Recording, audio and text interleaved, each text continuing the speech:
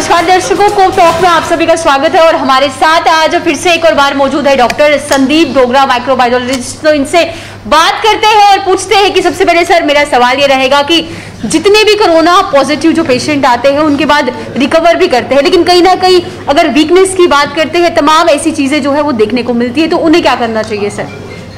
देखिए, कोविड-19 जो डिजीज है जी, ये बॉडी के अलग अलग हिस्सों को अफेक्ट करती है, इन्वॉल्व करती है।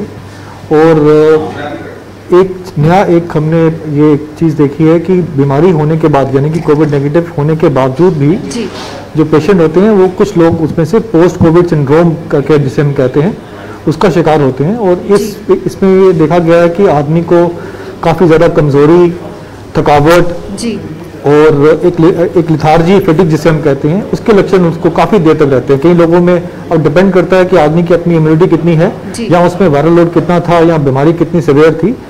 ये सब फैक्टर्स के देखते हुए कुछ लोग इसमें जल्दी निकल जाते हैं, रिकवर कर जाते हैं। कुछ लोगों को काफ़ी देर लगती है, कुछ हफ्ते भी लग सकते हैं, महीने भी लग सकते हैं, और ये ग्रेजुअल प्रोसेस है। और इसे हम पोस्ट कोविड सिंड्रोम कहते हैं या पोस्ट कोविड कहते हैं। जी सर, कॉल ले लेते हैं। कॉलों का सिलसिला जो है वो शुरू हो चुका है। हेलो हेलो जी, कहिए। हाँ जी, बोल रहे हैं, सुनिए, बोलिए। सर मेरा ऐसा है, मैंने 3 मई को वैक्सीन कराया था सर। जी, हेलो। हाँ, बोलिए जी। उसके बाद 2 दिन के बाद थोड़ी बहुत मेरी बॉडी में पेन हो गई। उसके बाद सर में काफी दर्द होने लगा जी। कल दर्द होने के बाद मैंने खुद ही अपने लेवल पे टेस्ट कराया जी। टेस्ट करने के बाद क्या पॉजिटिव टेस्ट आया जी, तो मैंने अपने आप को आइसोलेट कर दिया। बहुत बढ़िया, ठीक। हेलो जी, कहिए। हाँ जी। हाँ, उसके बाद मैं तब से आज 8-9 दिन हो गए जी। सब कुछ सबसाइड हो गया जी। अभी आज मैंने फिर से घर में ही टेस्ट किया, दैट केम टू नेगेटिव जी। 9 दिन के बाद। जी, क्या मैं अभी आइसोलेशन में ही रहूं? देखिए, मुझे लगता है अभी आपको 3 या 4 दिन के लिए और आपको अभी अपना होम आइसोलेशन में रहना चाहिए।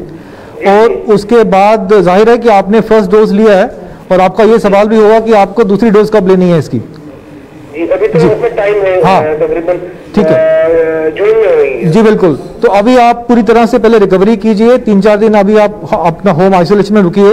जब आप पूरी तरह से रिकवर हो जाएंगे उसके बाद भी आप 1 महीने तक वेट करिए अपनी सेकेंड डोज लेने के लिए। जी।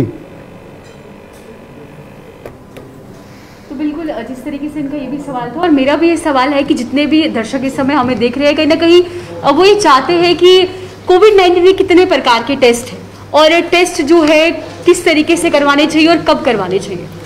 जी देखिए, किसी भी बीमारी का जो डायग्नोसिस रहता है वो या तो क्लिनिकल होता है या लेबोरेटरी होता है। तो मोस्टली जो हम डायग्नोसिस जब करते हैं तो हम किसी न किसी टेस्ट की हमें हेल्प लेनी पड़ती है। तो कोविड-19 का जो डायग्नोसिस है वो 2 तरह के टेस्ट आज की डेट में हमारे पास अवेलेबल हैं।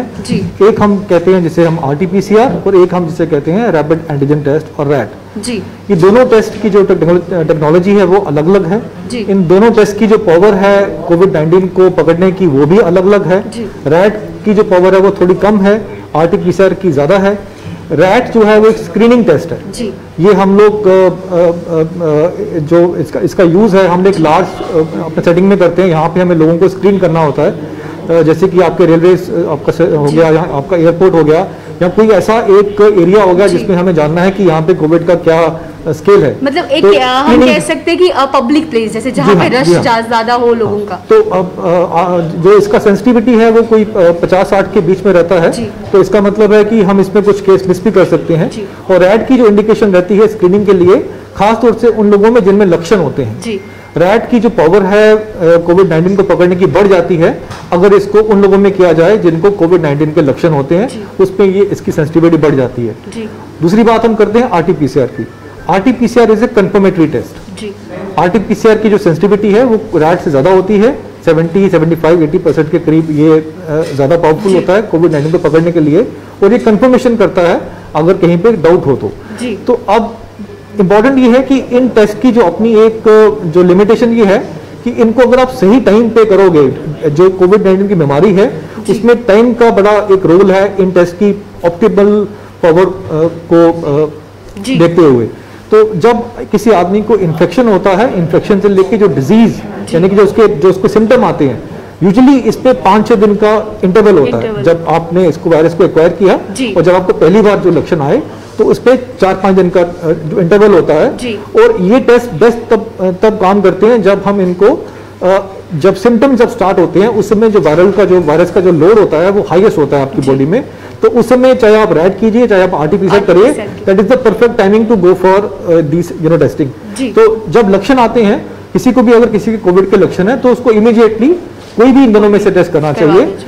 और दूसरा केस है जो इंडिकेशन है कि मान लीजिए आप किसी पॉजिटिव केस, कंफर्म केस के कांटेक्ट में आते हैं और एकदम जब आपको पता लगता है कि इस आदमी को कोविड था और मैं इसके साथ बैठा हूं, मैंने बात किया, मैंने खाना खाया, तो आदमी घबरा जाता है और वो उसी समय जाके अपना टेस्ट करता है।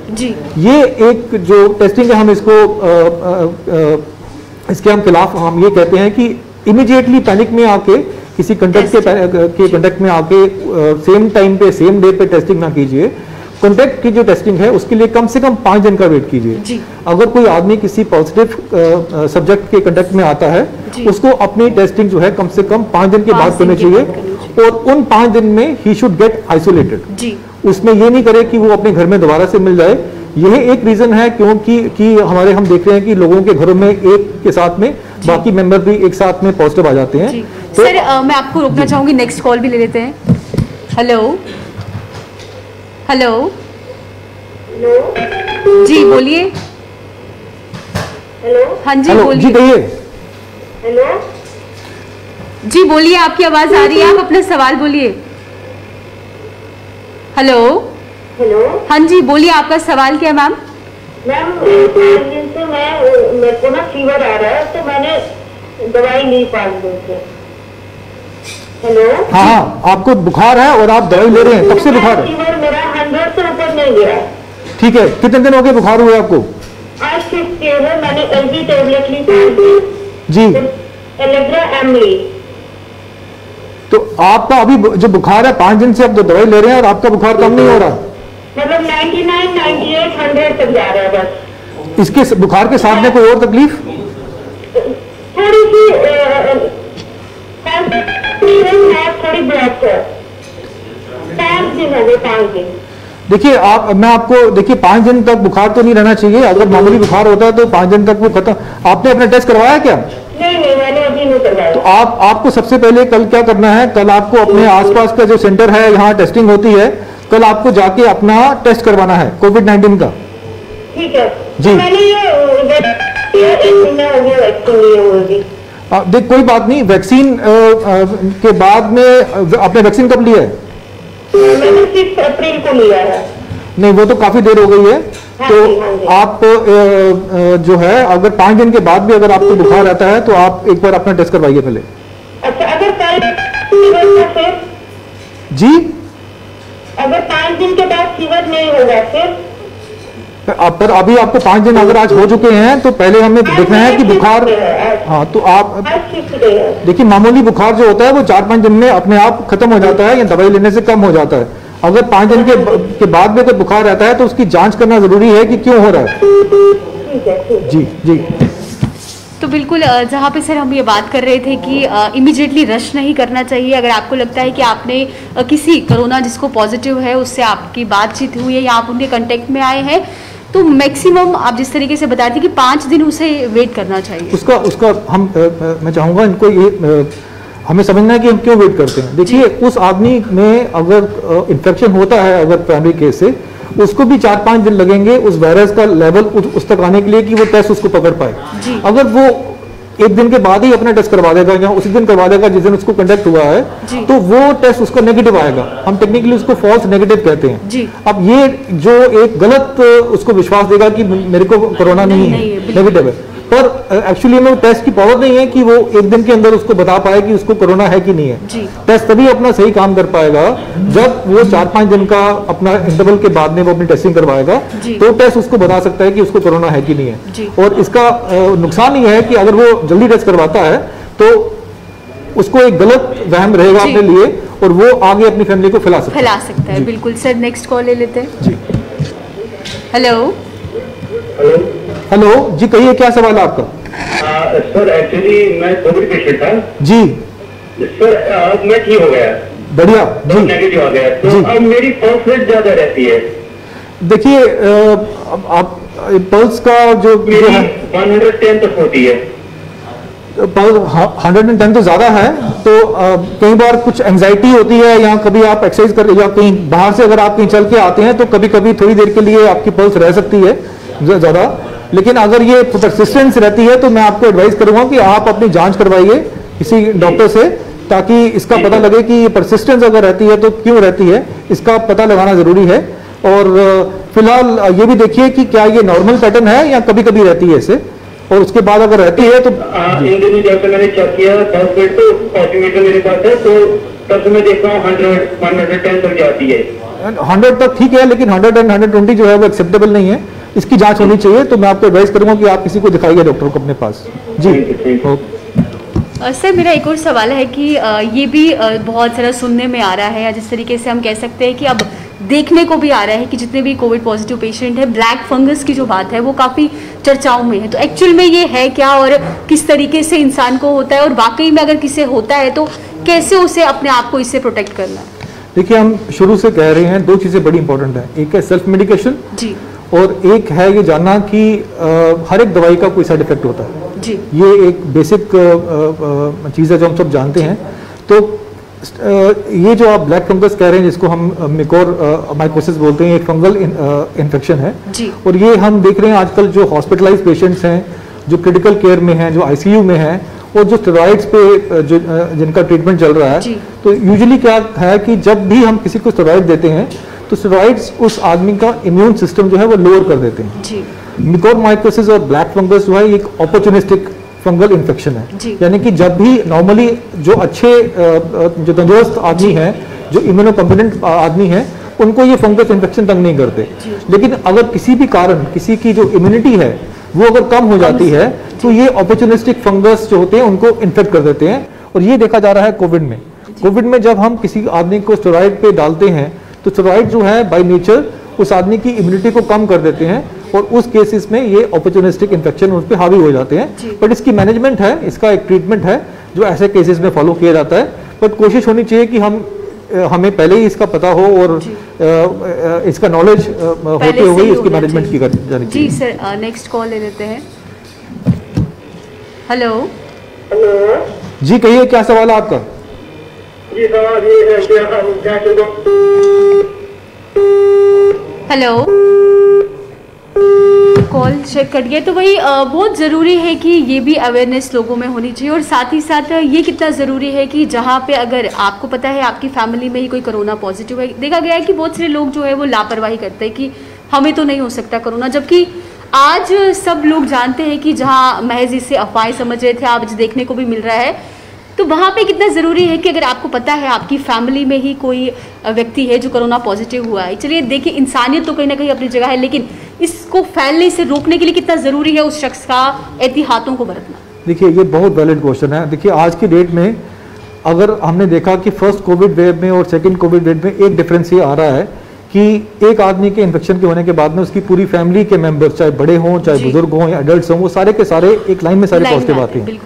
इसका सबसे बड़ा जो रीज़न है वो डिनाइल, कि अगर किसी को एक आदमी को इन्फेक्शन होता है, वो इसको मानने की बजाय में हर एक एविडेंस देगा, हर एक लॉजिक देगा कि उसके कारण हुआ है, उसके कारण हुआ है। वो मानता नहीं है शुरू में कि मुझे कोविड हो सकता है। डिनाइल एक साल के इस पूरी वेव के बावजूद भी आजकल हम ऐसे लोग देखते हैं जो फर्स्ट इंस्टेंस में इसको एक्सेप्ट नहीं करते। जितना वो डिले करते हैं इस चीज़ को एक्सेप्ट करने में, जब उनके सिम्टम बढ़ जाते हैं और उसके बाद में जब वो टेस्ट करवाते हैं, तब तक वो अपने घर में ये फैला चुके होते हैं। This is the one reason कि क्यों हमारे घर के जो लोगों के बाकी लोग भी जो हैं इसमें पॉजिटिव आते हैं। Denial is still a problem. मैं इस बार बार हम लोग हर प्लेटफॉर्म पे इसको ये बोलते हैं कि अब सबको बच्चे को मालूम है कि कोविड के लक्षण क्या है।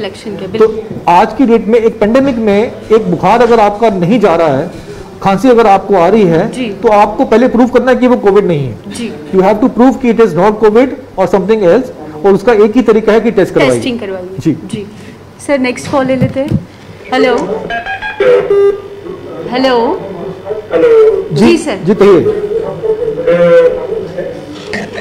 जी सर, अपना सवाल कहिए सर। सर आप टीवी की वॉल्यूम जो है वो थोड़ी कम कीजिए सर, सवाल पूछिए। मैं डॉक्टर साहब से बात करनी है। हाँ बोलिए बोलिए, सुन रहे हैं आपको।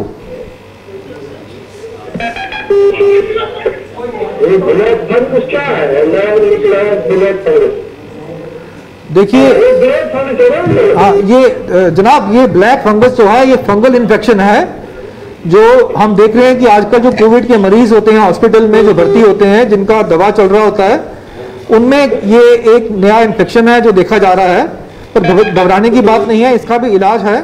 और जब भी एक हमें पता लगता है किसी मरीज में तो इसका हम इलाज करते हैं। ये देखिए, ये जो हॉस्पिटल के मरीजों में पता लगता है टेस्ट करने से। जब भी कोई पेशेंट जो है स्टेरॉइड्स पे है, कोई दवाई पे है और उसमें कुछ लक्षण ऐसे आते हैं कि हमें उसके जब टेस्ट करते हैं तो पता लगता है कि ये फंगल इन्फेक्शन भी है कोविड-19 के साथ में, तो टेस्ट करने से पता लगता है इसका। ये आपको नहीं पता चलेगा, ये मरीज का जो जहां मरीज हॉस्पिटल में होगा उसका जो डॉक्टर जो उसको देख रहा होगा उनको मालूम होता है कि कब इसको देखना है और कैसे इसको देखना है। ये हॉस्पिटल वाले केसेस में देखा जाता है ज्यादातर। जी धन्यवाद। तो बिल्कुल जैसे ब्लैक फंगस की जो बात है ये बहुत ही फैल रही है, लेकिन जो डॉक्टर जिसके अंदर आप ट्रीटमेंट करा रहे हैं ये लाजिम सा है कि उन्हें पता ही होगा कि किस पेशेंट में ये है, क्योंकि हम ये नहीं कह सकते हैं कि 100 लोग हैं तो 100 में से 100 को ही फंगस होगा। ये देखिए अब बात फिर आ जाती है इम्यूनिटी की। एग्जैक्टली। जिसका इम्यून लेवल कम होगा या बिकॉज ऑफ कोविड या मतलब बेसिकली कम होगा, ये अपॉर्चुनिस्टिक इन्फेक्शन उसी को अटैक करेगा जिसकी इम्यूनिटी कम होगी। अब इम्यूनिटी नॉर्मल भी कम हो सकती है या बिकॉज ऑफ कोविड भी कम हो सकती है या स्टेरॉइड लेने से भी हो सकती है। तो ये कॉम्बिनेशन है, कोई भी फैक्टर जो है इसमें हो सकता है, लेकिन बेसिक इसका जो टेनेंट है वो यही है कि फंगल इन्फेक्शन तभी होगा जब आदमी का जो इन्फेक्शन से फाइट करने की कैपेसिटी जो है वो किसी भी कारण से कम होगी। जी सर, नेक्स्ट कॉल ले लेते हैं। Hello hello hello, I guess call जो है पूरा कनेक्ट नहीं हो पा रहा। तो बिल्कुल सर, जिस तरीके से ब्लैक फंगस की बात हो रही है वहीं पे ये भी बहुत सारी क्वायरीज है, या हम कह सकते हैं लोग इसमें भी अब अफवाहें फैला रहे हैं कि जो 18+ की वैक्सीनेशन है ये कहीं ना कहीं बच्चों के लिए ठीक नहीं है, या जिस तरीके से हम कह सकते हैं कि जिस तरीके से हम ये बोलते भी हैं कि ईजिली जो नेगेटिविटी है वो जल्दी ग्रैब कर लेते हैं एज़ कम्पेयर टू पॉजिटिव चीज़ें लाने में लोगों तक बहुत मुश्किलें आती हैं। खासकर अगर हम जम्मू कश्मीर की बात करते हैं, यहाँ पे बहुत सारे ऐसे ग्रामीण ज़िले हैं जहाँ पे लोग इतने पढ़े लिखे नहीं हैं, जिन्हें पता नहीं है। तो क्या ये वैक्सीनेशन 18+ की कितनी बेनिफिशियल है, ये आप बता दीजिए।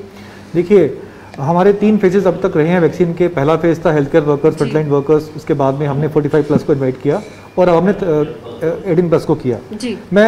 मुझे बड़ी खुशी है कहते हुए कि जो रिस्पांस हमें 18+ ग्रुप में दिखाई दे रहा है वो बहुत ही प्रॉमिसिंग और वेरी वेलकमिंग रिस्पांस है। आज की डेट में हमारे मोस्टली स्लॉट जो हैं वो बुक्ड हैं, बिजी हैं, और काफ़ी सारी इंक्वायरीज आ रही हैं पूछने के लिए कि हम वैक्सीन कहाँ लगा सकते हैं। इनफैक्ट जो हमारे सेंटर्स जम्मू से बाहर हैं, जम्मू के बच्चे, जम्मू के जो यंग जो हैं वो इनफैक्ट वहाँ तक जाने को तैयार हैं कि अगर वहाँ पे स्लॉट खाली हो। ये एक बड़ा अच्छी एक अवेयरनेस है। पर साथ ही साथ मैं मानता हूँ कि कंसर्न्स भी हैं, हमें साथ में ये कॉल्स भी आती हैं कि उनके कुछ एप्लीकेशंस हैं कि क्या इसका कोई साइड इफेक्ट तो नहीं है। बट मैं आपको जैसे एक बड़ा कॉमन सा एक मिथ है रिगार्डिंग इनफर्टिलिटी। फीमेल्स की बड़ी सारी हमें कंप्लेंट्स आती हैं या क्वेश्चंस आते हैं कि क्या ये वैक्सीन किसी तरह से हमें डैमेज कर सकती है। देखिए, मैं बड़ा क्लियरली बताऊंगा कि मैंने पहले भी कहा कि 250-300 वैक्सीन के ट्रायल स्टार्ट हुए और 250-300 वैक्सीन के वेरियस फेजेस के ट्रायल के बाद में आज हमारे पास 7 वैक्सीन है। इतनी रेगुलर टेस्टिंग के बाद में इन वैक्सीन को हर जगह पे टेस्ट किया गया। इनके साथ में जो भी इसके रिजल्ट थे वो अलग अलग कंट्रीज में अलग अलग आए। उसके बाद हमारे पास ये चीज़ें आज यूज़ के लिए आई हैं। तो आज की डेट में हमारे पास ऐसा कोई भी एविडेंस नहीं है, कोई ऐसा रिस्क नहीं है कि ये वैक्सीन किसी भी तरह से इनफर्टिलिटी कॉज कर सकती है। ये बिल्कुल ही एक बेसलेस मिथ है जो लोगों ने क्रिएट किया हुआ है। इसको आप सेफ्टी के साथ में मत लिंक करिए। दूसरा, एक और क्वेश्चन हमें काफ़ी सारी मदर्स, लेडीज क्वेश्चन करती हैं कि क्या मेंस्ट्रुएशन में, पीरियड्स में क्या ये वैक्सीन ले सकते हैं। अगेन मैं आपको बड़े क्लियरली बताना चाहूँगा आपके थ्रू ऑडियंस में कि हमारे पास ऐसा कोई भी एडवाइजरी नहीं है, कोई साइंटिफिक बेसिस नहीं है कि ये वैक्सीन नहीं लेनी चाहिए। ये बिल्कुल रिकमेंडेड है। इसका इससे कोई कनेक्शन नहीं है। जो भी जो गर्ल्स हैं जो पीरियड्स में हैं वो इस वैक्सीन को सेफली ले सकती हैं। जी सर, नेक्स्ट कॉल ले लेते हैं। हेलो। हेलो जी सर। जी कहिए, क्या सवाल है आपका? सर मेरा क्वेश्चन ये है जी। मतलब कि आदमी जैसे कोई कोविड अभी पॉजिटिव नहीं है जी, तो उसकी इम्यूनिटी बूस्टिंग के लिए बेस्ट चीज क्या है? देखिए इम्यूनिटी सबसे पहले तो आती है खान पान से। आप जितना पौष्टिक, जितना होलसम, जितना न्यूट्रिशियस खाना लेंगे वो आपकी इम्यूनिटी बनाएगा। आप जितना अपना पानी हाइड्रेशन का ख्याल रखेंगे उतना आपकी टॉक्सिन वगैरह वॉश होंगे। तो खाना पीने का सबसे पहले जो है फोकस है इसके ऊपर है। इसके साथ में अपनी इम्यूनिटी को बूस्ट करने के लिए आप सप्लीमेंट ले सकते हैं, इम्यून बूस्टर ले सकते हैं। आजकल आपको मालूम है कि अलग अलग प्रोग्राम्स में रिकमेंडेशन आती हैं, आयुर्वेदिक फॉर्मुलेशंस हैं, कुछ मेडिसिन हैं, विटामिन्स हैं, जिंक है, कैल्शियम है, ये सब चीज़ें जो हैं ये सब का सब इनडायरेक्टली आपको आपकी इम्यूनिटी को सपोर्ट करती हैं। और ये हम रिकमेंड करते हैं कि इस कोविड के टाइम में जब इस बीमारी का आपकी बॉडी की जो आपका जो सिस्टम आपका इम्यूनिटी का उससे लिंक है, तो जितनी जो भी कोशिश हम इसमें कर सकते हैं अपनी इम्यूनिटी को स्ट्रॉन्ग करने के लिए हमें करनी चाहिए और हम भी एडवाइस करते हैं इसको। सर मेरा एक क्वेश्चन हो रहा है, जब आदमी मतलब किसी आदमी की इम्यूनिटी बहुत ज्यादा स्ट्रॉन्ग है जी, इन केस उसको कोविड पॉजिटिव हो भी जाता है जी, तो क्या उसको जो सेवेरिटी है वो कम रहेगी उस केस में? ये आपने अच्छा सवाल किया। ये भी देखा गया है कि कई बारी वायरस जो है वो एक हाइपर इम्यून रिस्पॉन्स दिखाता है, बिकॉज हमारी अपनी एक बॉडी की इम्यूनिटी है और वायरस जो है उस कोशिश करता है उस बैरियर को क्रॉस करने का। तो कई लोग जो हैं उनमें ये जो इम्यूनिटी जो होती है वो एक हाइपर रिस्पॉन्स भी शो करती है, जिसकी कई बारी दिक्कत भी हो जाती है। लेकिन ऐसे ये जो चीज़ें हैं ये इन सब के जो है इनकी रेमेडीज़ हैं, इनके हल हैं, और अगर किसी को ऐसा होता भी है तो उसको हम लोग मैनेज कर सकते हैं हॉस्पिटल में। जी ठीक है, थैंक यू। बिल्कुल वही मेरा ये भी सवाल है कि मोस्टली जब से कोरोना आया है बहुत सारे लोग जो है पहले हेल्थ को लेके इतने सीरियस नहीं थे, लेकिन इतना कह सकते हैं इस कोरोना ने कहीं ना कहीं उन आलसी लोगों को जगा दिया है जो सुबह आलस करते थे, कहीं ना कहीं हम कह सकते हैं अपनी हेल्थ को लेकर, डाइट को लेकर या वॉक करने को लेकर। तो कितना ज़रूरी है इस समय जहाँ डाइट का हम तो ख्याल रख रहे हैं लेकिन साथ साथ अपनी बॉडी को हमें अपना उसका कितना ख्याल रखना है। और उसमें ये सवाल भी उठता है कि जहाँ पे जब सुबह वॉक के लिए निकलते हैं क्या उस समय मास्क पहनना इंपॉर्टेंट है या नहीं है, क्योंकि मोस्टली जहाँ लॉकडाउन चल रहा है अभी भी लोग वॉक के लिए निकलते हैं और देखने को ये मिलता है कि 3-3, 4-4 लोग वॉक कर रहे हैं। कुछ लोगों ने मास्क को सिर्फ महज नाक के नीचे रखा होता है, वो समझते हैं कि सुबह ठंडी हवाएं चल रही है, पोल्यूशन उतना नहीं है गाड़ियों का, तो वो कितना ज़रूरी है, क्या वो चेन को बढ़ा सकता है या उस समय हम कह सकते हैं चांसेस कम?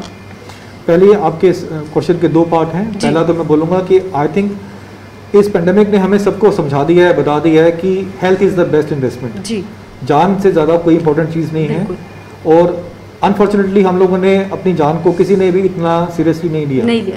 हम लोग इस दौड़ में कहीं ना कहीं अपनी जो प्रायोरिटीज़ हैं अपनी हेल्थ को लेके वो पीछे छोड़ देते हैं, चाहे वो हमारा खाने का तरीका हो गया, खाने का टाइमिंग हो गया, खाना पीना हो गया, जिस तरह का खाना बच्चे आजकल खा रहे हैं, जिस तरह का टाइमिंग हम लोगों ने रखा हुआ है, कहीं ना कहीं पे वो हमारी इम्यूनिटी को और हमारी हेल्थ स्टेट को अफेक्ट करता है। और कहीं ना कहीं हम लोग ऐसे जो पेंडेमिक में ऐसे जो वायरसेस जो ऐसे इन्फेक्शन है उसकी चपेट में आते हैं। तो health is a priority for not even us, for even states also. अभी इससे ज़्यादा कोई हमें क्या कोई बताएगा कि पेंडेमिक कंट्री को कितना डैमेज कर सकता है। वी हैव सीन कि जब हमने लॉकडाउन किए तो हेल्थ जो है we have to pay with the health, और जब हमने जो अपना देश खोला तो we have to this is it's a kind of a cash situation. आप एक चीज़ बंद करते हो दूसरी वाली जो है वो आपके काबू में रहती है, उसको बंद करते हैं पहला वाला नहीं रहता है। तो having said this is a priority for all, and it is very clear now कि हर एक फैमिली में हर एक आदमी को, बच्चे को, पेरेंट्स को, एल्डर्स को, this has to be a new priority for us. जी बात करेंगे कि मास्क की, और खासकर ऐसी जगहों पे जो ओपन एरियाज। तो सेकेंड वेव में और फर्स्ट वेव में एक तो डिफरेंस ये है कि वायरस थोड़ा सा ज़्यादा ट्रांसमिसेबल है और ज़्यादा इन्फेक्टिव है। तो अगर किसी ओपन जगह में जाना भी है तो आपको मास्क पहन सकते हैं और उसको अगर आपने नहीं पहना तो जस्ट इंश्योर कीजिए कि एरिया आपका ओपन हो और आप किसी के साथ में क्लोज कांटेक्ट में जो आपकी दूरी है वो कम से कम 2 गज की हो। अगर मास्क अगर आपने पहना हुआ है और आपका ये जो आपका गैप है ये भी सेफ है तो डरने की बात नहीं है। बट कोई भी we can't give a one answer to a situation. हर एक हालात अलग अलग होते हैं, लेकिन हमें ये समझना है कि वायरस जो है वो इंसान से इंसान में जाएगा, ये पेट पत्तों से नहीं जाएगा, किसी एनिमल से नहीं जाएगा। हमें इन्फेक्शन जो होगा किसी पॉजिटिव से ही होगा। अब इस इन्फेक्शन को रोकने के लिए जो भी उस समय आपके पास चीजें हैं जो आप कर सकते हैं, जो आपको करनी चाहिए, वो हमें फॉलो करनी है। तो एक ब्लैंकेट हम एडवाइस नहीं दे सकते कि कहाँ पहनना कहाँ नहीं पहनना। वी हैव टू अंडरस्टैंड कि ये इन्फेक्शन कैसे होता है और उस चेन ऑफ ट्रांसमिशन को ब्रेक करने के लिए हमें मास्क भी पहनना पड़ेगा, बिकॉज मास्क का अपना एक लेवल है सेफ्टी देने का, उसके साथ में आपका गैप जो है उसका भी अपना लेवल है, और ये तीनों चीजें पैकेज में आती हैं। We have to follow all these 3 things, basic things together to decrease the risk of transmission, to decrease the risk of infection. जी सर, कॉल ले लेते हैं next. Hello hello hello hello, आवाज नहीं आ रही शायद। तो वही एक और चीज देखने को मिल रही है सर कि जहां हम कह सकते हैं कि कुछ लोग अपने नुस्खे अपनाते हैं। सर कॉलर है, कॉल ले लेते हैं पहले। हेलो हेलो हेलो, जी बोलिए। जी हाँ, मैं डॉक्टर से बात कर सकता हूँ? जी कहिए, क्या सवाल है आपका? मेरा सवाल है कि मैंने वैक्सीन किया था। वैक्सीन लिया था आपने? हाँ जी जी। तो उसके बाद मुझे आज तक बॉडी दर्द में बहुत हो रहा है। आपको वैक्सीन लिए कितने दिन हो गए? 3 में 10 दिन हो गए। 10 दिन हो गए? जी सर। देखिए, अक्सर कुछ लोगों में वैक्सीन लेने के बाद में माइल्ड से साइड इफेक्ट रहते हैं। कईयों को जल्दी वो ठीक हो जाते हैं, कईयों को थोड़ी देर लगती है, लेकिन कोई इसमें घबराने वाली कोई बात नहीं है। ये जो बॉडी एक्स हो गई या दर्द हो गई, ये धीरे धीरे जो है नॉर्मल बिल्कुल हो जाती है, इसमें घबराने वाली कोई बात नहीं है। और अगर आपको कभी दर्द ज़्यादा लगती है, बर्दाश्त नहीं होती है, तो आप अपना पैरासीटामोल ले सकते हैं इसके लिए, अदरवाइज घबराने की वैसी कोई बात नहीं है। Welcome welcome. जी बिल्कुल, वही जिस तरीके से मैं बात कर रही थी घरेलू नुस्खे की, क्योंकि आपको पता है कि सर जहाँ पे घर के नुस्खे बहुत सारे लोग अपनाते हैं, लेकिन उसमें एक चीज़ आजकल देखने को मिल रही है कि जो लेमन जूस है, कुछ लोग जो है वो नोज में उसे डालते हुए नजर आ रहे हैं। क्या वो इफेक्टिव है? क्योंकि मोस्टली लोग उसे ज़्यादा प्रेफर कर रहे हैं। देखिए,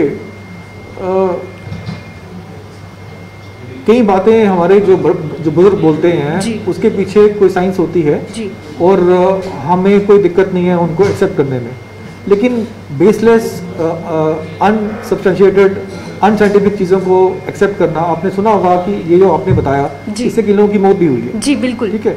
तो ये चीज़ें जो है हमें we have to use our reasoning, हमें अपने ये पता होना चाहिए कि क्या कोई इसका बेसिस है।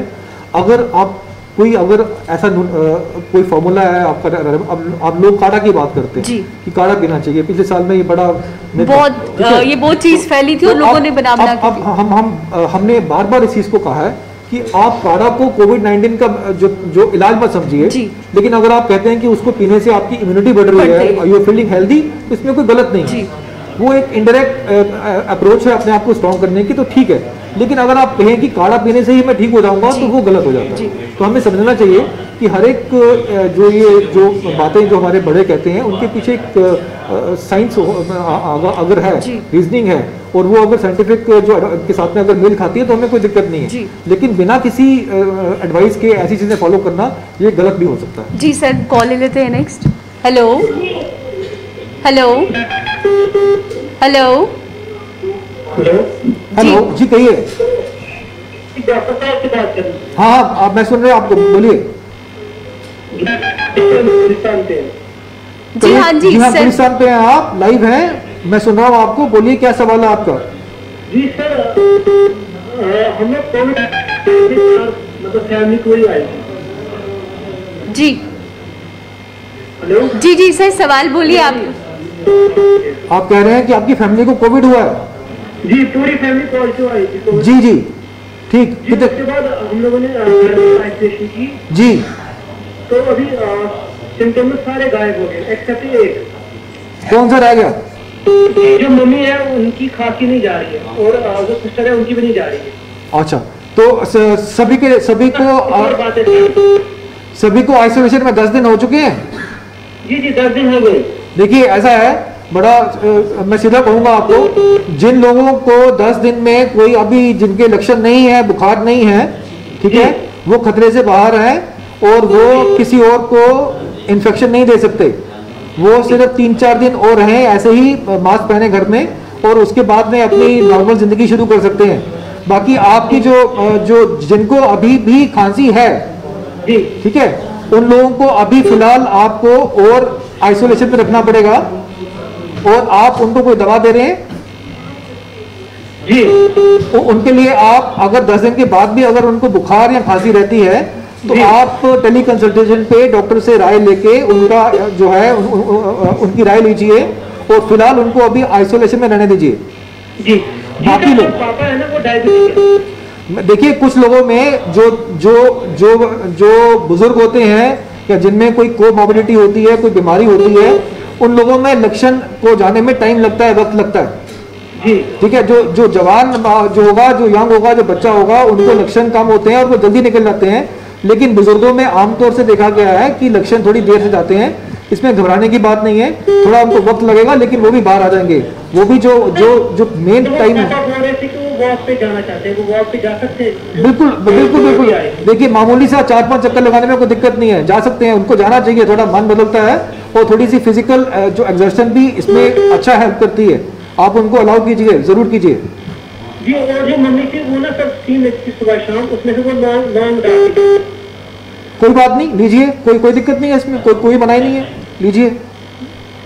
जी, एक और फ्रेंड है मेरा, उसको भी टेस्ट आए थे लेकिन सिम्टम कोई भी नहीं है उसको। बड़ी अच्छी बात है, जिसकी इम्यूनिटी स्ट्रांग होगी उसको कोविड तंग नहीं करता, उसमें लक्षण नहीं आते हैं। ये लोग बड़े आसानी से बाहर निकल जाते हैं। अच्छी बात है, ये मुबारक है जी। मतलब उसको भी आइसोलेशन, हाँ आइसोलेशन करना है, लेकिन कोविड पॉजिटिव आया, लक्षण है या नहीं है, 10 दिन का आइसोलेशन करना ही करना है। वो इसलिए करना है कि अगर उसको लक्षण नहीं है लेकिन वो एक से दूसरे को, अपने से दूसरे को वायरस दे सकता है, इन्फेक्शन दे सकता है। आइसोलेशन जो है आपने अपने घर वालों को, अपने दोस्तों को बचाने के लिए करना है। तो अगर उसको सिम्टम नहीं भी है तब भी आपको आइसोलेशन करना है। ओके जी, जी। Thank you so much. तो चलिए अब समय हो चुका है एक छोटे से ब्रेक का, जल्द लौटेंगे।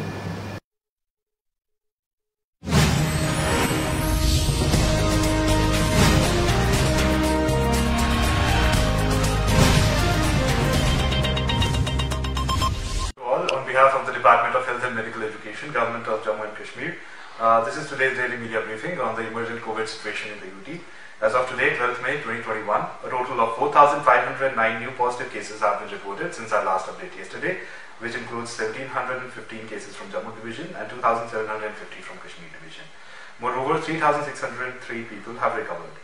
Also, 65 COVID deaths have been reported, which includes 46 from Jammu Division and 19 from Kashmir Division. Over the last 24 hours, a total of 43,916 COVID tests were conducted across the UT, which includes both RAT and RT-PCR. With regards to bed occupancy, against the total availability of 5,120 level 1 and level 2 beds, 3,159 are occupied. With regards to oxygen availability, over the period of next 24 hours, a total of 1,05,370 cubic meters of oxygen shall be made available. It is pertinent to mention here that 3 oxygen generation plants, each of 750 LPM capacity, were successfully commissioned at GMC Kathua today. With regards to the ongoing COVID vaccination drive, a total of 11,875 people were vaccinated today, which brings the total number of people cumulatively vaccinated in the whole UT to 27,69,508. In the 45 years and above age group, 61.28% people have been vaccinated. Apart from this, all district and divisional level control rooms are functional round the clock. Teleconsultations are available through the eSanjeevani portal, and emergency ambulance services are available for free round the clock through the 108 helpline. Thank you. Covid की दूसरी wave से बचे।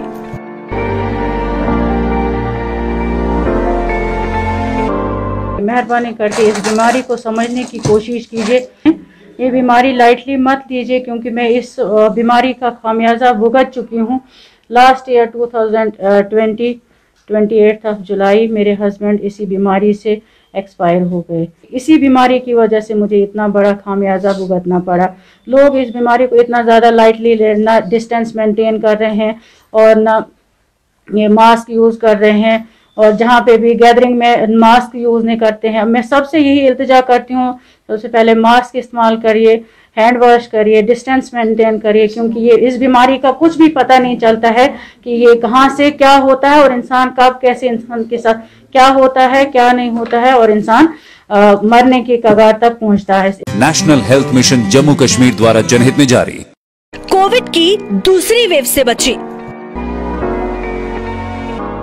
हमने corona में एक अपने परिवार का बहुत ही अमूल्य सदस्य खो दिया है, और इस दुख का सामना जो हम कर रहे हैं ऐसा किसी को भी ना करना पड़े। इसलिए मैं गुजारिश करूंगी सब भारतवासियों और जम्मू कश्मीर की जनता से कि सरकार की तरफ से जो भी कोरोना से बचने के नियम बनाए गए हैं उनका पूरी तरह पालन करें, और हमारी तरह अपने परिवार के किसी भी सदस्य को ना खो दें। इसलिए मास्क पहन कर रखें, बार बार हाथ धोएं, सैनिटाइज़र का इस्तेमाल करें, दूरी बनाए रखें, भीड़ भाड़ वाली जगहों पर ना जाएं, और बारी आने पर कोविड वैक्सीन ज़रूर लगवाएं।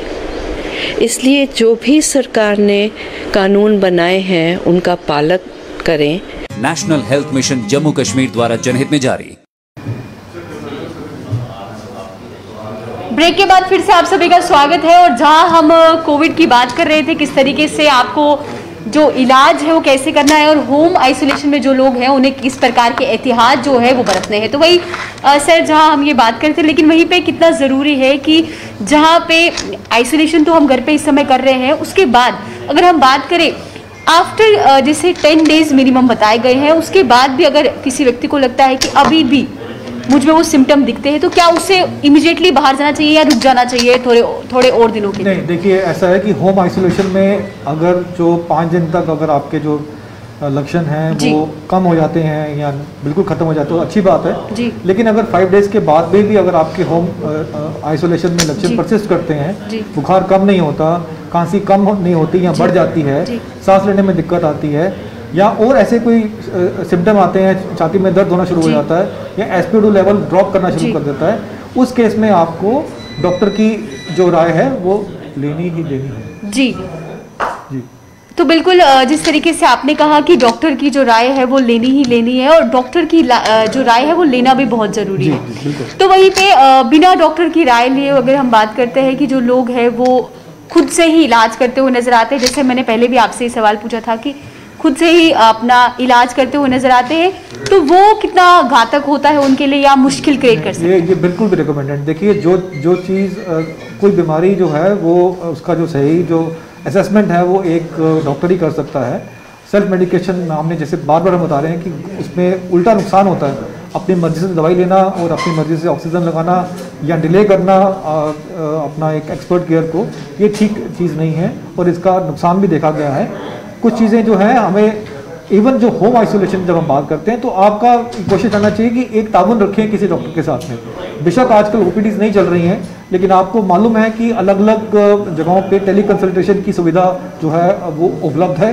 डॉक्टरों के नंबर्स, OPDs के नंबर आपके व्हाट्सएप के चैनल्स में, आपके अखबारों के वहाँ पे दिए होते हैं। तो आप किसी भी स्पेशलिटी से के लिए अपनी जो भी आपकी क्वेश्चन है, जो भी आपकी एडवाइस है, होम आइसोलेशन में आप अपने डॉक्टर से बात कर सकते हैं और उनकी एडवाइस के साथ ही आपको चलना चाहिए। और अगर जब भी लगता है कि कुछ अलर्ट साइंस आपको हैं घर में रहते रहते ड्यूरिंग आइसोलेशन, तो इमीडिएटली आपको हॉस्पिटल की केयर की जरूरत पड़ती है, तो आपको जाना चाहिए वहाँ। जी बिल्कुल, जिस तरीके से आपने कहा कि हॉस्पिटल की जब जरूरत पड़ती है तो आपको जाना चाहिए, तो वही ये भी बात आती है कि बहुत से लोग जो है वो डरते हैं कि जिस तरीके से अगर हम बता देंगे तो वो जो खौफ है उससे कैसे कम करें, क्योंकि देखिए जब तक पेशेंट डॉक्टर के पास नहीं आएगा उसका इलाज नहीं होगा। क्योंकि जहां हम आंकड़े देख रहे हैं उसमें बहुत सारे लोग ऐसे हैं जो होम आइसोलेटेड थे, उनमें भी उनकी भी डेथ हो जाती है। देखिए खौफ का सबसे सही जो सोल्यूशन वो है कि राइट इन्फॉर्मेशन। डर तभी होगा जब सही जानकारी नहीं होगी। जिसको मालूम है कि फैक्ट क्या है, साइंस क्या है, वो डरेगा नहीं। उसको मालूम है कब मुझे क्या चीज़ करनी है और आई थिंक मुझे लगता है कि जैसे ये मुहिम है, ऐसे बड़े सारे इनिशिएटिव हैं जिसमें कि हम एक कोशिश कर रहे हैं कि आवाम तक जो जानकारी है, सही जानकारी है, जो सही एडवाइजरी है वो पहुंचे, ताकि उनको मालूम चले कि किस बात से डरना नहीं है और कब उनको अलर्ट होना है और कब उनको एक सही जो हेल्थ केयर जो है वो सीख करनी है हॉस्पिटल जाके। जी सर, नेक्स्ट कॉल ले लेते हैं। हेलो हेलो जी, कहिए। हेलो, शायद रॉन्ग नंबर लग गया है किसी का। तो वहीं पे बहुत ज़रूरी है कि हर किसी का डॉक्टर के साथ टचअप में रहना, और जिस तरीके से मैंने पहले आपसे पूछा कि घरेलू नुस्खे जो है वो करते हुए नज़र आ रहे हैं, लेकिन कहीं ना कहीं हम ये कह सकते हैं कि खान पीन का ध्यान इस समय रखना बहुत ज़रूरी है। अपने आप को हेल्दी मेंटेन करने के लिए जो चीज़ें हम सेवन कर रहे हैं ज़्यादा से ज़्यादा वो हेल्दी हो। जैसे पहले की बात करते हैं सर, पहले मोस्टली हम घर का खाना पसंद करते, जैसे पल्सेस हो गई, अलग अलग किस्म की दालें हो गई, वो खाना पसंद करते थे, या वैरायटी ऑफ फूड होता था, लेकिन जो भी वो फूड होता था वो हेल्दी होता था। तो उस चीज़ पे ध्यान देना कितना ज़रूरी है अगर आप चाहते हैं कि आपकी इम्यूनिटी भी स्ट्रांग रहे, आपको कोरोना को छोड़ के अलावा कोई और भी बीमारियों की हम बात करें वो भी आप तक ना पहुँचे। कोविड हो या कोई और बीमारी हो, बीमारी तभी होती है जब आपकी इम्यूनिटी थोड़ी सी कम होती है, या जो आपका जो पैथोजन है वो नया है कोई, जैसे कि कोविड है। बेसिकली अगर हम कोविड की बात करें तो हमें कोविड से बचने के लिए भी इम्यूनिटी चाहिए और कोविड होने के बाद इससे निकलने के लिए भी इम्यूनिटी चाहिए। और इसके लिए जितने भी एफर्ट्स हैं वो हम लोग यही कहते हैं कि जो होलसम डाइट जो होती है, वो जो पौष्टिक खाना है, छोटे छोटे वक्फे पे खाओ, ज़्यादा मत खाओ, अपना जो खाने का इंटरवल है उसको बढ़ा लीजिए। प्रोटीन्स की ओर ध्यान दीजिए। प्रोटीन जो होते हैं ये जो आपको एनर्जी देते हैं, ये आपको रिकवरी को फास्ट करते हैं। कार्बोहाइड्रेट्स को मॉडरेट रखिए और फैट्स को बिल्कुल भी अवॉइड कीजिए। फैट्स जो होते हैं, जो तली हुई चीज़ें होती हैं, फ्राइड चीज़ें होती हैं, ये ऐसी बीमारियों में जो अपना रिकवरी के लिए ठीक नहीं है, इनको फिलहाल सेवन कम करें। जो पैक चीज़ें आती हैं, टिन फूड आता है, जो आपके ड्रिंक्स आते हैं जो कैन में आते हैं, वो फिलहाल वो उनका सेवन ठीक नहीं है। इसमें पानी जिस भी मात्रा में पी सकते हैं, जिस भी फॉर्म में पी सकते हैं। अपनी हाइड्रेशन एक रिकवरी का बहुत इंपॉर्टेंट पार्ट है।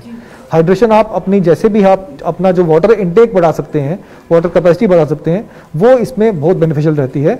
और साथ ही साथ में इम्यूनिटी बूस्टर्स जो हैं, जो मल्टीविटामिन्स हैं, सप्लीमेंट्स हैं, फ्रूट्स हैं, फ्रूट्स का बड़ा अच्छा रोल है, फ्रूट्स लेने चाहिए जो भी इसको ले सकता है। ये सब चीज़ें डायरेक्टली या इनडायरेक्टली हमारा जो इस बीमारी से बचने का भी साधन बन सकते हैं, और अगर हो जाता है तो उससे निकलने में भी हमारी हेल्प कर सकते हैं। जी सर, नेक्स्ट कॉल ले लेते हैं।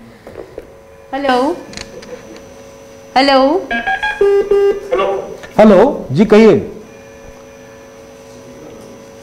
हेलो, हाँ सुन रहे हैं आपको, बोलिए क्या सवाल है आपका।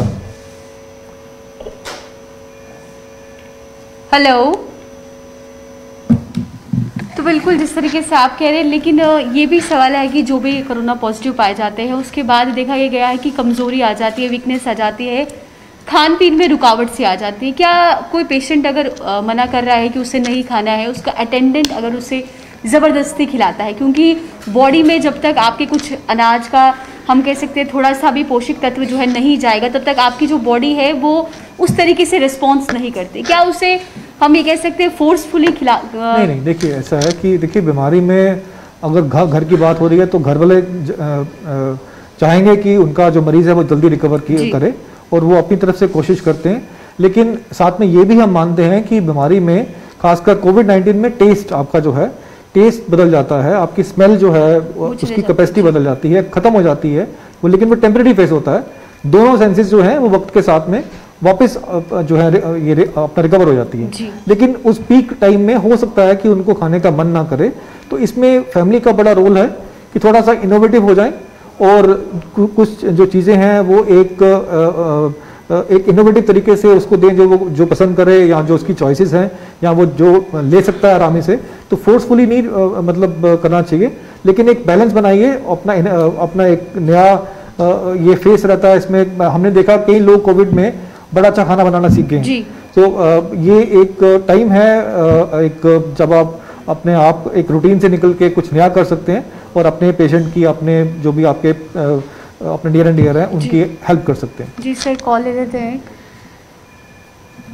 तो बिल्कुल जिस तरीके से आप ये टाइम टू टाइम बता रहे हैं कि ये चीज़ें जो है वो करनी चाहिए, तो उसी के साथ साथ कॉल उठा लेते हैं सर। हेलो हेलो, जिस तरीके से आपने तमाम ये चीज़ें कही, कितना ज़रूरी है इस समय इनको बरतना और साथ ही साथ अपना और जितने भी अपने परिजन हैं उनका ख्याल रखना, क्योंकि इस समय ये जो पेंडेमिक है या जो कोरोना है ये किसी उम्र को देखकर या जात पात को देखकर नहीं फैल रहा है, ये हर एक इंसान को हो रहा है। इसमें मैं एक जो बात बताना चाहूँगा, चाहे फर्स्ट वेव थी या सेकेंड वेव थी, आज भी कोविड में हमें सबसे ज़्यादा ख्याल रखना है जो हमारे घर में एल्डर्स हैं, जो बुज़ुर्ग हैं। आज भी वो ज़्यादा ससेप्टेबल हैं इस वायरस से, इस नए वायरस से जो वेरिएंट है जो कि ज़्यादा ट्रांसमिसिबल है। और हम ये मैं आपके थ्रू एक बार फिर से ये चीज़ का एहसास दिलाना चाहूँगा कि आज हर एक देश के अलग अलग भागों में लॉकडाउन है या कर्फ्यू, जो आप कह लो उसको, कर्फ्यू लगा हुआ है। इनडायरेक्टली ये इशारा है, ये आपको एक मैसेज है कि थिंग्स आर नॉट राइट। जब तक आपको ज़रूरत नहीं है तो प्लीज़ घर में बैठिए। जो काम आप घर से बैठ के कर सकते हो, अगर आप अपने घर से बैठ के अपना ऑफिस चला सकते हो, अगर आप बैठ के अपने घर से ऑनलाइन सामान मंगवा सकते हो तो वो प्रेफर करो। इस समय घर से बाहर निकलने का मतलब है कि अगर आप घर से बाहर निकलते हो तो आप एक ऐसे एनवायरनमेंट में जा रहे हो यहाँ पे आपको इन्फेक्शन होने का रिस्क है जी। इसलिए अगर आपको निकलना है तो पहले आपको फॉलो करना है जो एडवाइजरीज हैं, चाहे वो मास्क है, चाहे वो आपका सोशल अपना डिस्टेंसिंग है, चाहे वो हैंड हाइजीन है। ये आपका रिस्क ऑफ इन्फेक्शन कम करते हैं। तीनों मिलके और भी कम करेंगे, तीनों फॉलो करेंगे एक साथ में और भी कम करेंगे। और जब आप वापस घर शाम को जब आप घर में वापस जाते हैं तो ये आपकी रिस्पॉन्सिबिलिटी है कि आपकी फैमिली की सेफ्टी बेसिकली आप पे डिपेंड करती है। तो अगर आप किसी कारण घर से बाहर निकलते भी हैं तो ये आपके ऊपर एक लाजमी है कि आप अपनी फैमिली की हेल्थ के रिस्पॉन्सिबल हैं। तो आपको ये चीज़ फॉलो करनी है। और जब अपने घर में निकलना है तो आपने आपको सैनिटाइज करना है और आपने ऐसा कुछ नहीं करना कि आपकी फैमिली वाले आपके थ्रू इन्फेक्ट हो पाए। तो और जो एल्डर्स हैं उनको भी चाहिए कि फिलहाल जितना हो सके अभी ये जो पीक ट्रांसमिशन जो है इसमें अपने घर के अंदर रहिए और अपने आप को एक अपने पॉजिटिव माइंडसेट में रखिए, अपने खाने पीने का ख्याल रखिए। और फिलहाल जो घर से बाहर जाते हैं और जो शाम को वापस आते हैं उनके साथ में थोड़ा सा उनका जो इंटरेक्शन है वो अभी ना रहे तो बेहतर है। जी सर, कॉल लेते हैं। Hello hello hello hello hello जी, कहिए, सुन रहे हैं आपको। हाँ सर, क्या सवाल है आपका? जी कहिए। सर मेरे भाई का आज से 12 दिन पहले पॉजिटिव आया था जी। हेलो, हाँ हाँ बोलिए बोलिए, सुन रहे हैं आपको। तो उसने टेस्ट करा, उसका नेगेटिव है। कितने दिन के बाद टेस्ट करवाया? कोविड का। कितने दिन के बाद टेस्ट करवाया? 12 दिन के बाद। 12 दिन के बाद। देखिए, और अभी क्या उनको कोई लक्षण है, कोई बुखार खांसी वगैरह कोई तकलीफ है? नहीं सर, कुछ नहीं है। बहुत बढ़िया। देखिए, अभी वो जो है कोविड जो है अगर उनका नेगेटिव भी आ गया तो इसका मतलब है कि वो किसी को, वो खुद भी नेगेटिव है और वो किसी को कोविड दे भी नहीं सकती हैं। और अगर वो ठीक है तो 1 या 2 दिन और वेट कर लें वो, और उसके बाद में अपना जो नॉर्मल लाइफ है उनकी वो अपना शुरू कर सकती हैं। डरने वाली बात नहीं है। 2-3 दिन और वेट करें। जी हाँ, कम से कम 14 दिन का हम लोग जो टाइम जो है वो देखते हैं। 14 डेज के बाद में वो अपनी नॉर्मल जिंदगी जो है वो शुरू कर सकती हैं। ओके जी जी। तो बिल्कुल जिस तरीके से लोग जो है अब ज़्यादा से ज़्यादा घरों में हैं और लोग ये देखने वाली बात है कि आप समझ चुके हैं कि इस पेंडेमिक के चलते हुए एहतियातों को बरतना कितना ज़रूरी है। तो वही सर नेक्स्ट कॉल ले लेते हैं। हेलो हेलो जी, कहिए। हेलो हेलो हाँ डॉक्टर साहब जी, कहिए, क्या सवाल है आपका? जी, हमारा बेटा है जो 18 साल का है, उसका सैटरडे को हमने ये RT-PCR टेस्ट किया था। जी जी। तो उसका कल पॉजिटिव आया वो जी। तो उसको हमने होम क्वारंटाइन कर दिया है, जी। दवाई वगैरह भी ला दी है। ठीक ठीक। बाकी प्रिकॉशंस हमारे लिए क्या है बता दीजिए। देखिए, आप एक काम कीजिए, सिर्फ एक आदमी घर में ऐसा रखिए जो उसके साथ में उसकी सेवा करे, उसको सामान ला के दे, जो उसको जरूरत है वो उसको दीजिए। सारे के सारे नाम मिलिए उसको होम जो आपने रखा है उसको अलग से कोई भी एक आदमी जो है आप उसको काम पे लगा दीजिए कि जो उसकी जरूरत पूरी करे। और आपने उसको सारे नहीं, उसकी मामा और उसका भाई आया था जी, ठीक है। आप आपने उसको समझाना है कि उसको आपने एक थर्मोमीटर और एक पल्स ऑक्सीमीटर देना है। उसको आपने समझाना है कि उसने अपना बुखार बार बार देखना है 4-4 घंटे के बाद में, और पल्स ऑक्सीमीटर भी देखना है, और इसकी रीडिंग आपको बतानी है उसको। उसमें आपको बार बार बताना है कि क्या उसका बुखार कितना आ रहा है और उसको कोई और दिक्कत तो नहीं है। और अगर उसे कोई दिक्कत आती है तो फिर आपका फर्ज है कि उसको डॉक्टर के साथ में ताबन रख के उसको बताइए कि क्या करना है। आपने उसकी मॉनिटरिंग करनी है, उसको बताना है कि क्या मॉनिटर करना है। जी बिल्कुल, जिस तरीके से इनका भी ये सवाल था कि कैसे मॉनिटरिंग करनी है, इससे मेरा भी एक सवाल ये उठता है कि जब घर पे कोई कोरोना पॉजिटिव पाया जाता है, अक्सर अगर छोटे बच्चे की बात करते हैं, वहीं से नेक्स्ट कॉल ले लेते हैं। मैं आपका हेलो हेलो हेलो हेलो। तो मेरा सवाल ये था कि अगर कोई छोटी उम्र का यानी कोई बच्चा जो है कोरोना पॉजिटिव आता है तो मदर जो है उसे दूर नहीं कर सकती, क्योंकि उसका ख्याल रखना भी बहुत ज़रूरी है। तो उतने में जो उनका ख्याल रखेंगे उन्हें किस तरीके से एहतियात बरतना ज़रूरी है, और ख़ासकर अगर पूरी फैमिली में 5 लोग हैं, ज़रूरी नहीं है कि 4 के 4 लोग ही उनके साथ जुट जाए, क्योंकि उनमें भी वो के जो कोरोना है वो फैलने के उतने ही चांसेस हो सकते हैं। तो वही सर, इसका जवाब देने से पहले मैं चाहूँगी कि एक कॉल उठा लें। हेलो हेलो हेलो जी हेलो जी, कहिए। हेलो हेलो, हाँ बोलिए, क्या सवाल है आपका? हेलो जी, सवाल बोलिए, अपना सवाल क्या है आपका, बताइए सवाल क्या है आपका। ओके, हेलो हाँ बोलिए, ठीक है, सुन रहे हैं आपको।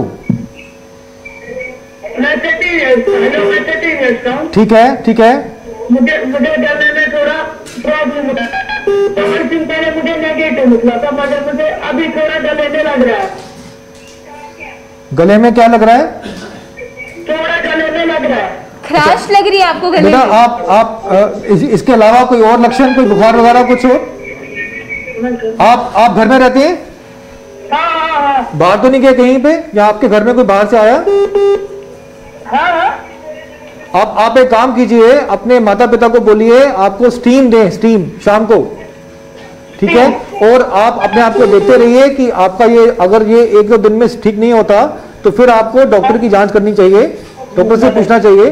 फिलहाल अभी मेरी मदर को मैंने टेस्ट किया, मेरा नेगेटिव निकला। अच्छी, सिर्फ गले में रह गए, बुखार। देखिए, अगर ये लक्षण आपकी मम्मी को जब पॉजिटिव आया था तो आपने टेस्ट कब करवाया उसके बाद? ठीक है, तो ठीक है, आपको कोविड नहीं है, अच्छी बात है।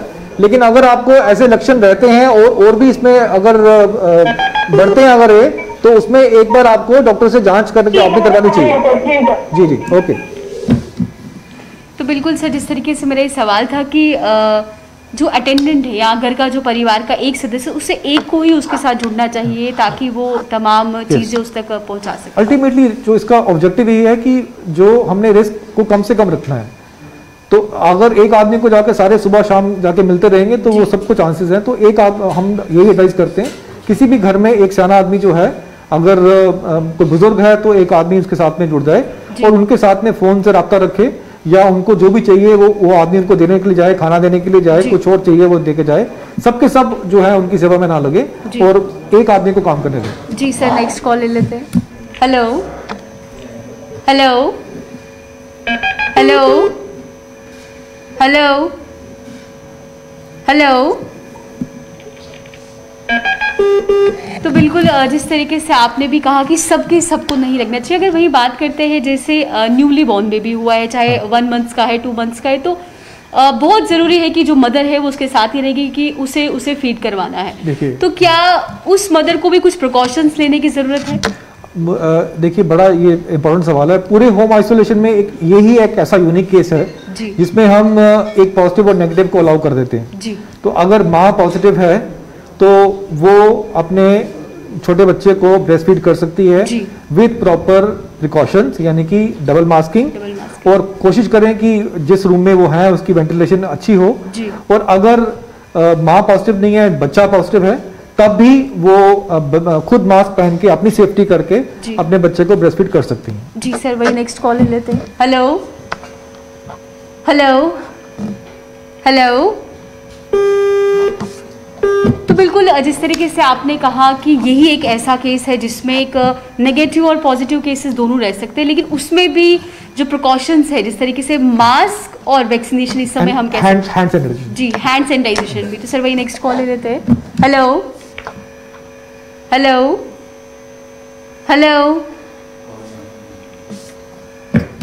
तो बिल्कुल प्रिकॉशंस लेना उतना ही ज़रूरी है, और साथ ही साथ जहां हम बात करते हैं कि डाइट को लेकर हमने चीज़ें कही, आपने उसमें से कहा कि हाइड्रेट रहना बहुत ज़रूरी है। तो वहीं पे बहुत सारे ऐसे लोग भी हैं जिन्हें ज़्यादा वाटर जो है वो एलो नहीं है, तो उन्हें ही क्या करना चाहिए? हाँ, कुछ कंट्राइंडिकेशंस हो सकती हैं, जैसे कि किसी को अगर कोई रीनल इशू है, कई बार मनाही भी होती है उसके। देखिए ये एक रेयर केसेस होते हैं, कुछ अलग से ऐसे केसेस होते हैं। तो इन केसेस में इन लोगों को चाहिए कि अब अगर किसी को ऐसी कोई बीमारी है तो जो उनका ट्रीटिंग फिजिशियन है, जो उनका ट्रीटिंग डॉक्टर है, उसकी सलाह लेके ही इसको फॉलो करें ऐसी चीज़ों को, तो बेहतर रहेगा। जी हेलो जी सर। जी सर बोलिए। जी बोलिए। हाँ बोलिए, सुन रहे हैं हम आपको। डॉक्टर साहब, ये मुझे 12 दिन हो गए होम आइसोलेशन में जी।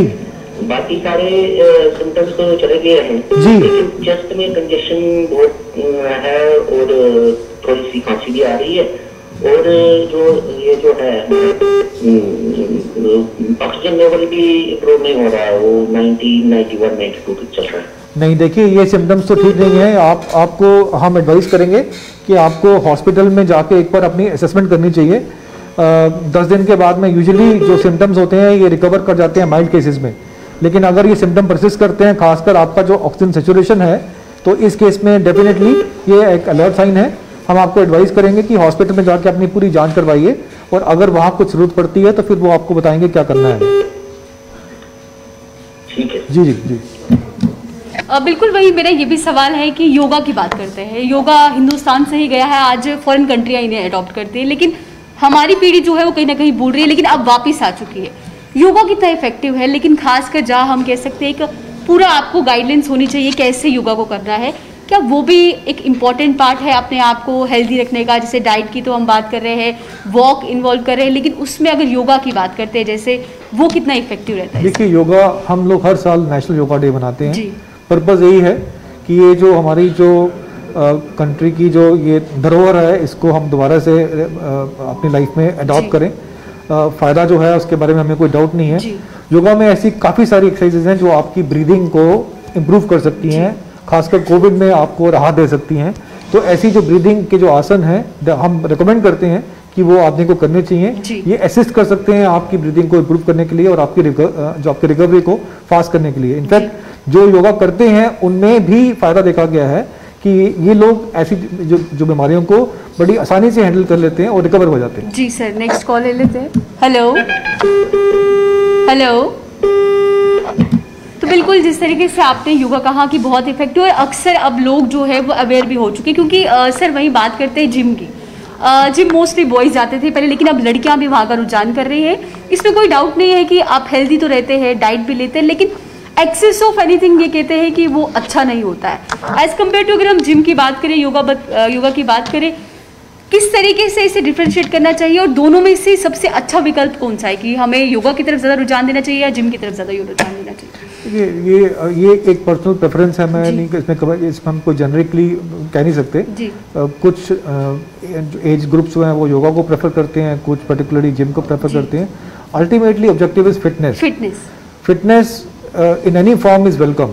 उसके तरीके अलग अलग हो सकते हैं, उसकी अप्रोचेस अलग अलग हो सकती हैं, but any process which makes us a healthy person, and health is not only body, it is a complete well-being. आपका माइंड जो है, आपका जो फिजिकल बॉडी है, इसका जो संतुलन है, इसका जो बैलेंस है, जो इसका जो होलिस्टिक जो आपकी जो वेल्थ है, वो आपकी हेल्थ ही है। तो कोई भी तरीका हो, मुझे लगता है इसमें हमें किसी को हम ये नहीं कह सकते कि ये बेटर है कि वो बेटर है। Most is all are welcome which lead us to a healthy lifestyle. जी। वही सर नेक्स्ट कॉल ले लेते हैं। हेलो जी बोलिए, क्या सवाल है आपका? सर ये मैंने सर्जरी की है प्रोकोडाइटिस की दिल्ली में 2014 में। ओके। तो मेरा सवाल यह है कि इस टाइम में अपनी प्रिपरेशन कैसे करूँगा? क्या करेंगे? मैं बोल रहा हूँ कि इस टाइम मुझे मतलब प्रिपरेशन कैसे करनी है? देखिए ऑलरेडी सर्जरी की है। ओके ओके ओके, तो आपकी सर्जरी हुई है और आपका सवाल है कि आप अपने आप को कोविड-19 से कैसे बचा सकते हैं, राइट? देखिए बिल्कुल बहुत बढ़िया सवाल किया आपने। देखिए आपने अपना जो खान पान है, अपना जो इम्यूनिटी है, क्योंकि कैंसर के बाद ये जो अपनी सर्जरीज के बाद में थोड़ा सा आपका ड्रॉप आता है, आपका जो बॉडी का जो आपका इम्यूनिटी होता है, अपने खान पान पे ध्यान दीजिए। अपना रिस्क जो है, अगर घर से बाहर निकलते हैं तो डबल मास्क पहनिए, सोशल डिस्टेंसिंग कम से कम, किसी भी जब आप कहीं बाहर जाते हैं तो अपना गैप रखिए। और जो क्राउडेड जगह होती हैं, यहाँ पे काफी सारे लोग होते हैं, काफी देर तक जो जहाँ पे होते हैं वहां पे मत जाइए फिलहाल। ये सब चीजें आपका जो रिस्क है कोविड-19 से कम कर सकती हैं। और अपनी खुराक पे जो है खास ख्याल रखिए। जी जी बिल्कुल, जिस तरीके से आपने बहुत सारे सवालों के जवाब भी दिए, और उम्मीद यही रहती है कि लोग जो है ज़्यादा से ज़्यादा इसको समझे और जो चेन बरकरार है उससे भी तोड़े, क्योंकि अब ये भी देखने को मिला है केसेस में अब कमी आने लगी है, लोग समझ चुके हैं कि कोरोना महामारी कितनी घातक है। तो वही सर आपका बहुत बहुत शुक्रिया तमाम जानकारी देने के लिए।